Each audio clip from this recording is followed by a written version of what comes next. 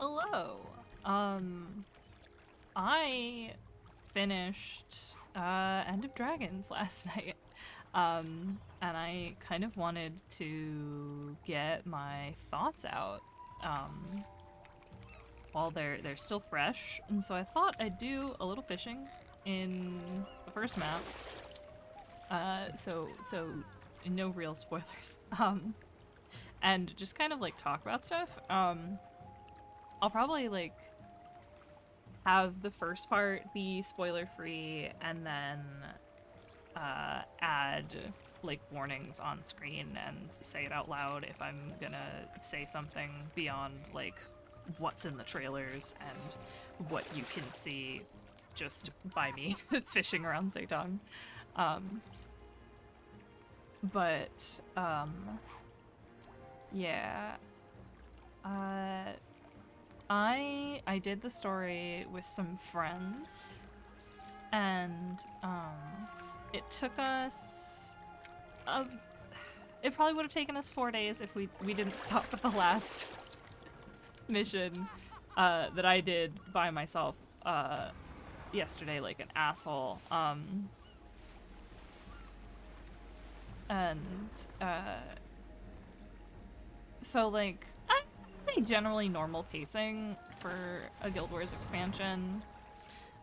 Like there's plenty to do beyond just the base story, but I think it was really well paced.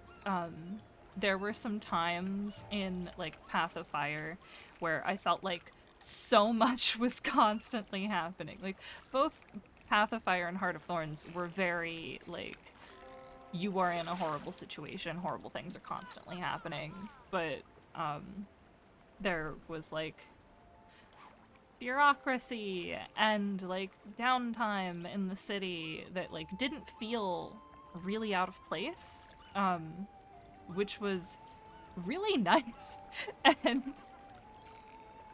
definitely made it feel more like a campaign. Oh, other thing I want to talk about, the thing where there was no buildup. There's no buildup for End of Dragons. And a lot of people complained about that. That they weren't excited for this expansion. And I can kind of get that from the point of view of someone who has been playing the whole time. And like does not have that Guild Wars 1 nostalgia that some people have claimed that you need for End of Dragons. However, I have friends that just got into the game this year. Whoops. And do you know how difficult it is to have people feel comfortable playing through a story when they need to constantly ask questions to find out what's going on? It's not very comfortable at all. It sucks. Like, I love talking about lore. It's frustrating from a player perspective when you need to have played 2 years of living story to understand why you're going to the Crystal Desert, what's going on with Balthazar. And, like, if you had taken a long break and were excited about mounts, you were completely in the dark starting Path of Fire. If you had taken a long break and you heard about fishing and skiffs and the siege turtle and you got excited, then you can jump right into End of Dragons. Like, all you're missing is, like, some information about NPCs. Like, you don't really know who Mitrin is unless you played Living Season 1, but there have been enough like recaps for you to understand that she worked for Scarlet Briar and Scarlet exploded Lion's Arch. And, like, I don't know, you definitely have enough context to understand what's going on there. And, like, understanding Dragon's Watch, which... I don't know. I can see it being frustrating if you're going from personal story straight to End of Dragons. But you get attached to characters as you go. And there's definitely enough for the people who have been here the whole time to feel like they're getting enough out of the game. Because, like, you get all the updates on Timy's health.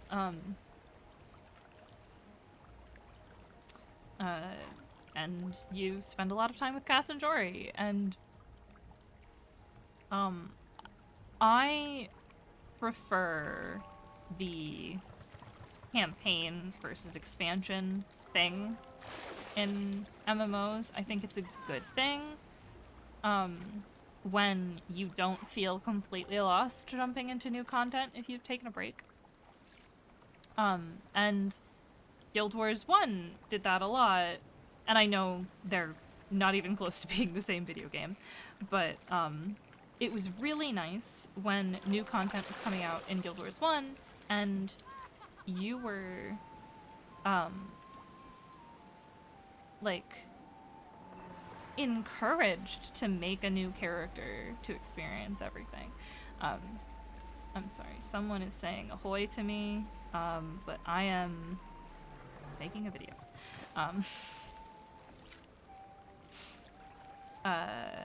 And okay, I am probably entering spoiler territory now, just like basics. I like how things were handled. I think it was really fun. I think it was a good idea to treat it more like a new campaign. Okay. So spoilers for the story of End of Dragons. I'll probably give another spoiler warning before I talk about the epilogue. So if you're like in the middle of the story, it won't be too bad. So the story. I liked it. I think it did a very good job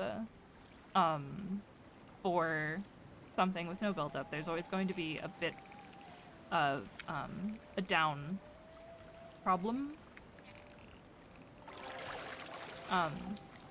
There's always going to be an issue when you are going into things without build-up. Like, things are going to feel rushed because you only have enough time. You only have so much time to make an expansion. You only have so much time to get us invested in these characters.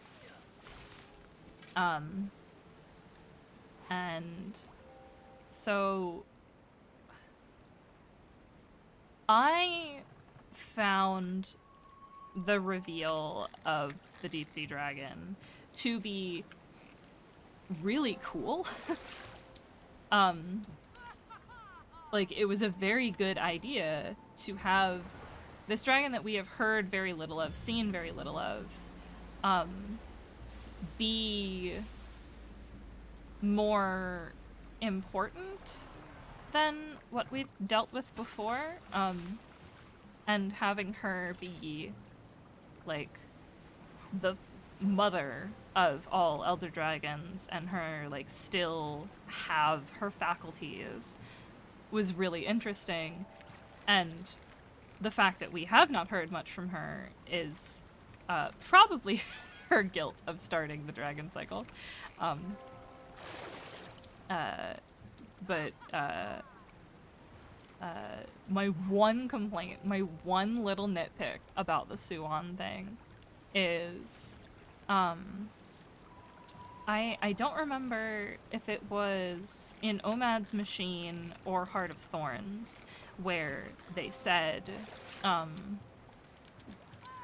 it was 5 magical signatures around one large one, which was saying, like, the other elder dragons around Suwan. But from Tyria, we have been told that the Quaggan and the Naga, and no, not the Naga, the Quaggan and the Largos, are deep sea creatures that have only come to the surface because, because the deep sea dragon, like, destroyed their homes. And so it feels a little weird, to just, like, retcon that. And it does make it feel like Suan wasn't endgame, like, she was not planned from the beginning. If they said something like that, unless that was weird Dragon Void nonsense. But it wasn't that bad. It wasn't that bad. I can ignore a little plot hole in a Guild Wars story, to which there are not normally a lot of plot holes, to be honest. I found it really, really funny that there's a lot of silly bureaucracy to follow in Pantha, following them having some pretty strict regimes that they're, like, just coming out of. That was very cute. Waiting at the fucking DMV for 3 hours was very, very cute.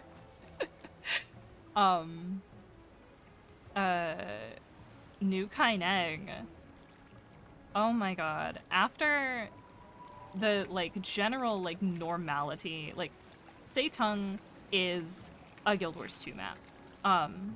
Kaineng is not. Kaineng is huge and terrifying, and I think that's a really good thing.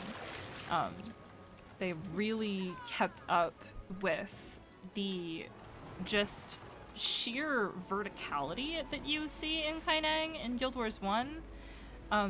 It's huge, and it's, like, constantly being built upon, because people are running from gangs. But, they put, like, huge apartment buildings and, different, like, economic areas, and Old Kaineng, and oh my god, the flooded parts of Old Kaineng are so great. They do such a good job. It's a beautiful map that I still haven't finished. The only one I've finished is Seitung, but I'm pretty sure New Kaineng is going to be the last map I finish. It's gorgeous. Me and my friends got very attached to Rama very, very quickly, and his giant hat. He's such a good boy. I immediately imprinted on Yao. Very glad that nothing happened to them, because they're perfect and beautiful and sassy and horrible little gremlin baby. Kind of annoyed that they disappeared halfway through the story, but you can't have every single character come into danger with us. I understand that.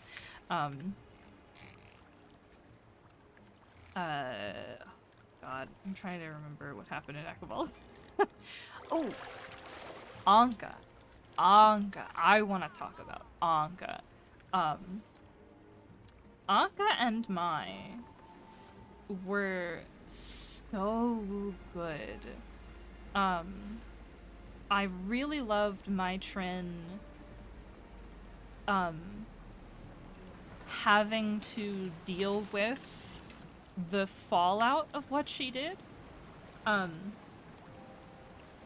just by being Scarlet's first mate, the Battle of Lion's Arch, and I think she was really important to have, because, like, the Aether Blades are pirates. Like, they all come from different places.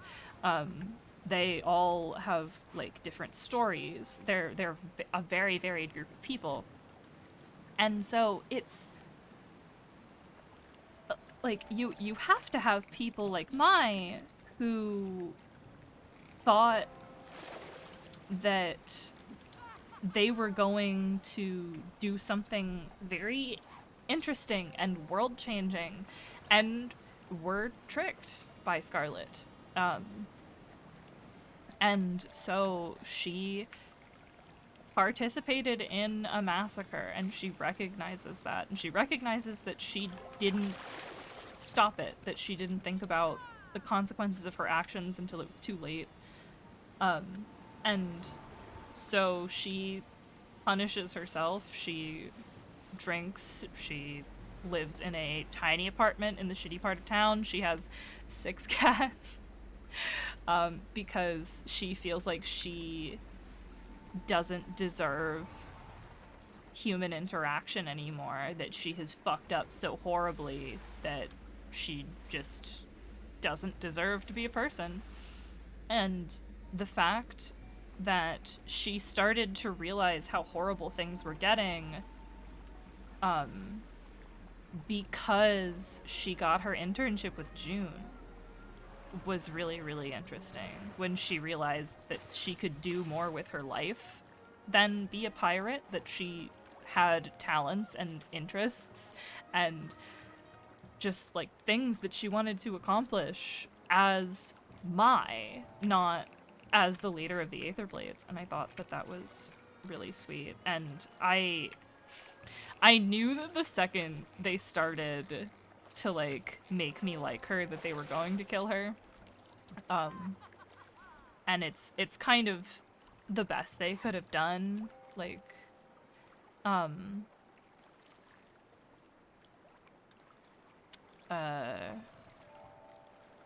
but damn, it hurt.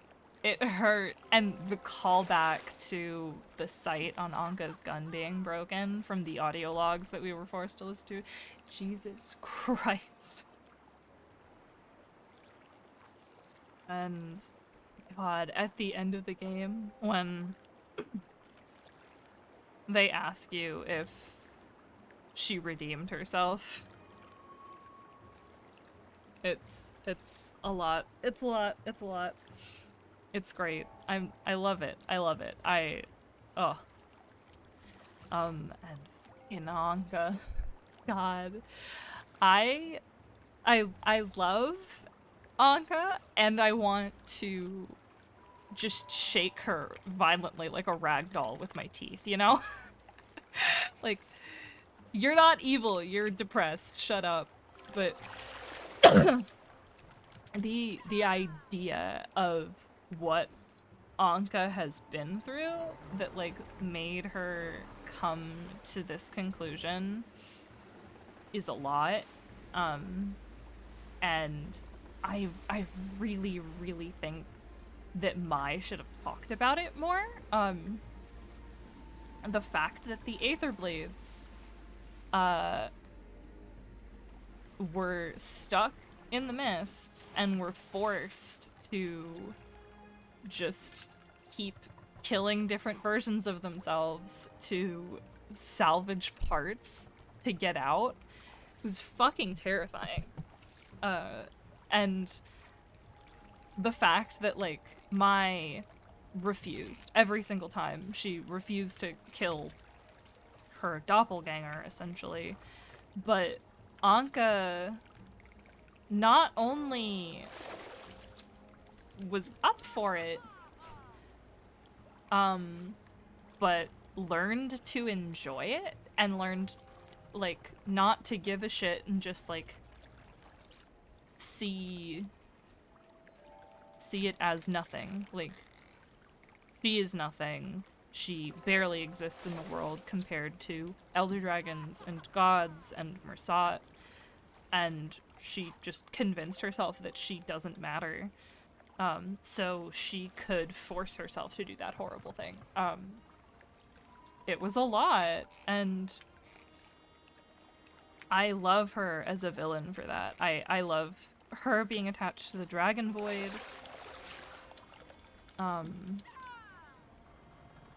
God, that was a lot. That was a lot. I'm just gonna keep saying that it was a lot.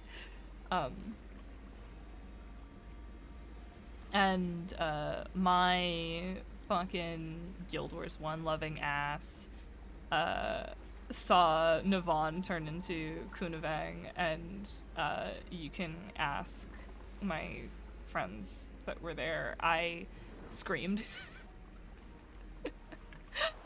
I love my girl. I love my beautiful girl, my wife.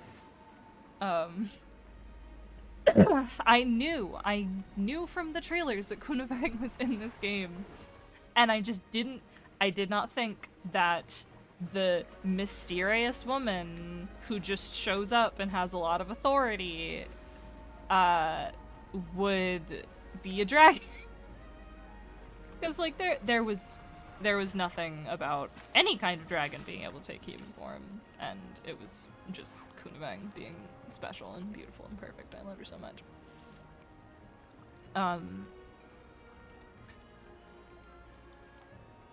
Yeah, I really liked the story. I felt like it probably needed more time. It needed to be longer. We needed more time in Echevold. We needed more time talking about what happened to the Aether Blades. Anka needed more time. We needed more time with Suwan. That was a main issue. Because when bad things happened to Suwan, I only felt bad because of Aureen's attachment. And Aureen did great. She did great this expansion. I love her very much. I got to see so much Aureen, and it was so nice. And she was so pretty. But I think overall it did feel like a good end to the dragon story, you know?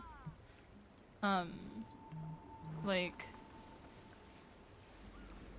we are out of the dragon cycle. Aureen is the last elder dragon. If she wants kids, I guess. Glint reproduced asexually. We don't know shit about dragons. And it feels like a good cap to things. Like, it kind of explains the wild magic being poisonous. It kind of explains the different visions that we've had. It fits in well with like the leyline anomaly shit. I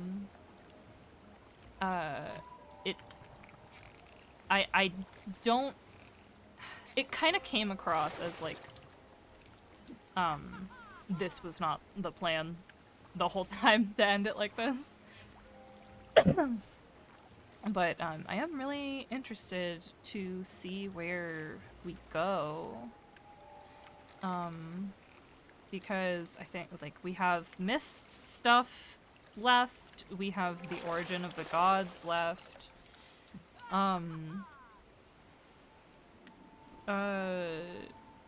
We could have a fucking, they finish Utopia, they make it an actual expansion, which would be really interesting. We still need playable Tengu. I will die on this hill. I am the general of the army that is fighting on the playable Tengu hill. I don't think it would be too difficult. But yeah, and okay, spoilers for the very last mission, blah blah blah. This is your warning for the very last mission, the end of the cycle. I think that overall, very good fight. I absolutely hated being that close to Primordius and Zaitan's faces. That was a fucking nightmare. When Primordius bites the platform that you're sitting on, and you just see like the creepy, terrifying inside of his lava mouth. Hated that. when you have Zaitan, like, clutching onto rocks near the platform like he did in the final fight, but this time he's really close. He's so close to your face. It sucks. It sucks. I hate it. He's disgusting. He's a horrible noodle monster. It was good. It was really good. It was really, really good. Fighting each of the dragons up close and, like, having them repeat lines that they had said, except for Primordos, who just growls. It was so good. It took a really long time for me. I don't know if the health was that difficult for everybody. I was in my fucking healing spec for raids and strikes because I'm smart. And so it took forever. What? Okay, well, I summoned a fucking Leviathan. Oh. Okay. Just really quick. I did my first strike mission. Because I have been afraid of the try-hard assholes that play this video game. I tend to just find a build that works for me and play it in open world and, like, do fractals with my friends. And so when strike missions came out, I was kind of scared because I was like, oh, it's between, like, explorable dungeons and raids, and so it's going to be difficult content. And I had to do the Ainang one to get my turtle. And I did it with a friend and a bunch of random people. And I was so scared. I was like, I'm just gonna bring my healing build. I'm gonna do my best. I'm gonna do all the mechanics perfectly so they can't complain. And I'm just gonna hope that no one notices that I don't know what I'm doing. And so we get in and everyone is like listing their build and someone's like, I can bring alacrity, and I'm just like, oh god, I feel like the idiot who doesn't know what they're doing, because, like, everyone is, like, listing their shit and saying, like, I'm CDPS, and I need to find new fishing holes. They're not here. And we get in, and only me and my friend follow any of the mechanics. Like, these people who have, like,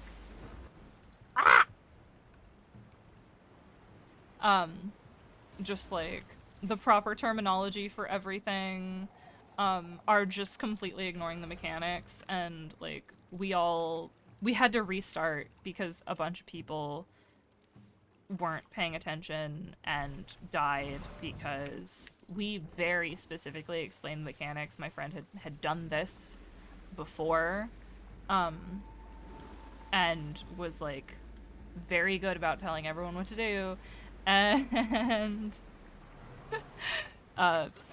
no one listened. Everyone got bombed except for me and my friend, and, like, we were the ones who didn't have a meta build, and we carried the whole team. Like, if you are afraid of doing strike missions, don't be afraid of doing strike missions.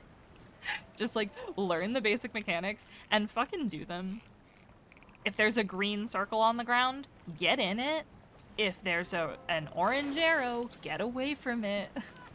Like, if you get a number over your head, somebody's gonna shoot you, so get away from your friends. Like, that's it. It's so easy. It's basic bitch WoW rating shit. And okay. I'm done. It's way too long on the single strike mission I've ever done. But overall, I've really been having fun. The pacing is really good. Skiffs are so much fun. I don't know what I expected. But this is way better than what I expected. Fishing is fun. You get to customize your fishing rod. This is a striped fishing rod. I don't know what else kind of fishing rods there are gonna be, but I'm gonna find them, cause fishing is very important to me. I'm gonna get world-class fisher. That's a whale. And it's gonna be fucking great. What? Oh, it's a Paco.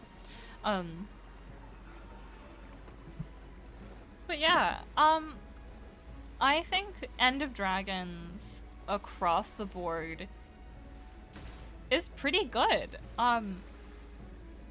I really enjoyed being able to have the same involvement in the story as my friends who weren't quite up to date.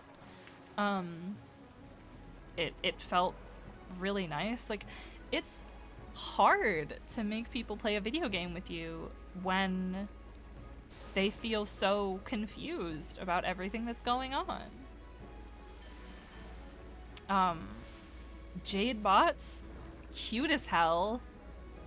No complaints. No, like, perfect. They created the perfect little robot. They remind me so much of the scientist robots from Wildstar, and I really do hope that they probably can't do customization because of how they set them up. But I'm very excited to see the different things that they do with them. I'm excited to see new skiff skins. The turtle skins are gonna be fucking great. I want a real good snapping turtle. I want a real good snapping turtle.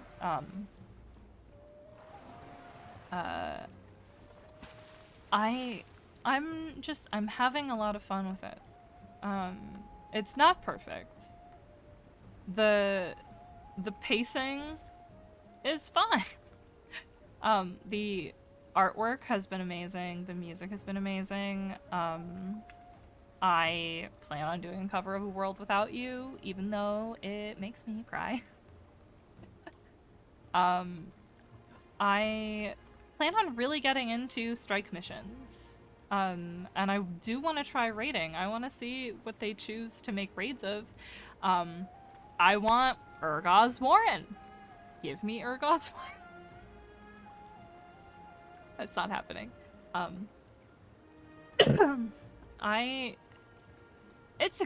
Just play it. Just play it. Just play it. Just play it. Just play it. Just play it. Just play it. Just play it.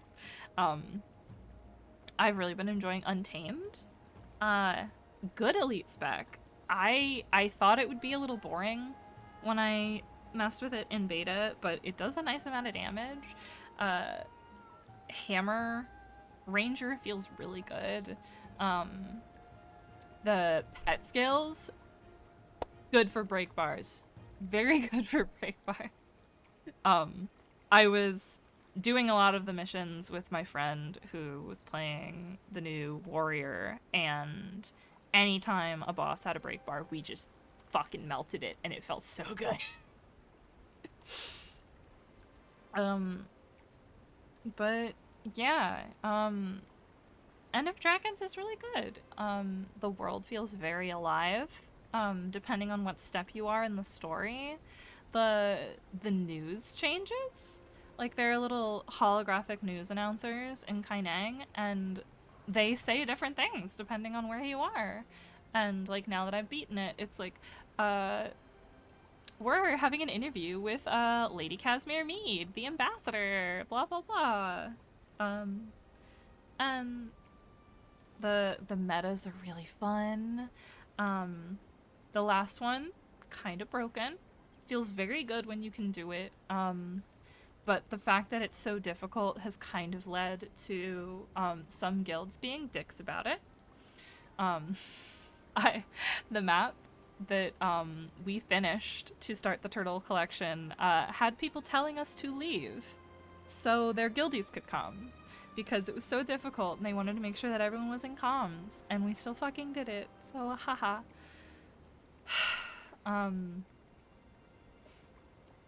I don't know. I think they did a good thing.